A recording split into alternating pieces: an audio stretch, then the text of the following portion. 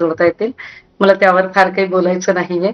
मला एवढं नक्की बोलायचंय, की मगाशी ज्या पद्धतीने जय गुजरात वगैरे झालं आणि त्या जय गुजरातवर जी सारवासारव करताना अनेक लोकं तुटून पडली होती, त्यावरनं नक्की लक्षात येतंय, की या सगळ्यांची धावपळ आणि धडपड कशासाठी आहे. हं, मात्र आम्ही पुन्हा एकदा स्पष्ट केलं पाहिजे, की उद्याचा जो काही मेळावा होत आहे, हं, तो पक्षीय राजकारणाच्या पलीकडे जाऊन मराठी माणूस आणि महाराष्ट्र अस्मिता हं, याच मुद्द्यांवर होत आहे आणि त्याला हे प्रमाण जोडता येईल, की बघा आपल्याकडे जेव्हा लाडकी बहीण योजना झाली, हं, त्यावेळेला त्या योजनेचा श्रेयवाद करताना एकनाथ शिंदेची वेगळी बॅनरबाजी, तर देवेंद्र फडणवीसांची वेगळी बॅनरबाजी चालू होती. हं. आणि मी कसा भाऊ आहे हे सांगण्याचा प्रयत्न होता. बरं. मात्र मराठीच्या मुद्द्यावर जेव्हा पत्रकार परिषद घेऊन आम्ही जी-आर मागे घेत आहोत असं उद्घोषणा फडणवीसांकडून झाली, तेव्हा मात्र ना उद्धव ठाकरे ना राज ठाकरे हं.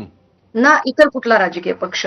कुणीही याच्यामध्ये श्रेयवादाचं राजकारण केलं नाही. प्रत्येकाने प्रतिक्रिया देताना असं सांगितलं, की हा मराठी माणसाच्या एकजुटीचा विजय आहे. हं. याच्यात पक्षीय राजकारण आणण्याची गरज नाही.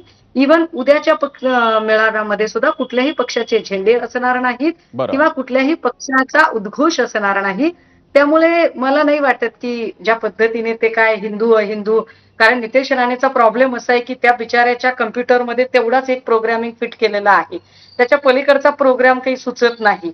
त्याच्या पुढे काही बोलायला पण येत नाही. त्यामुळे फडणवीसांनी दिलेली जी स्क्रिप्ट आहे, ती स्क्रिप्ट वाचणे आणि फडणवीसांच्या शाउटिंग ब्रिगेडमधला एक महत्वाचा ब्रिगेडियर म्हणून काम करणे ही त्याची जबाबदारी आहे.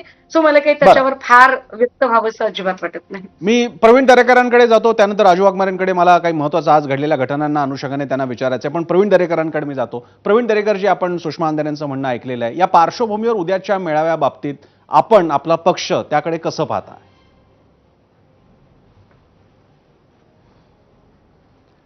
नाही, सर्वप्रथम मराठी या विषयासाठी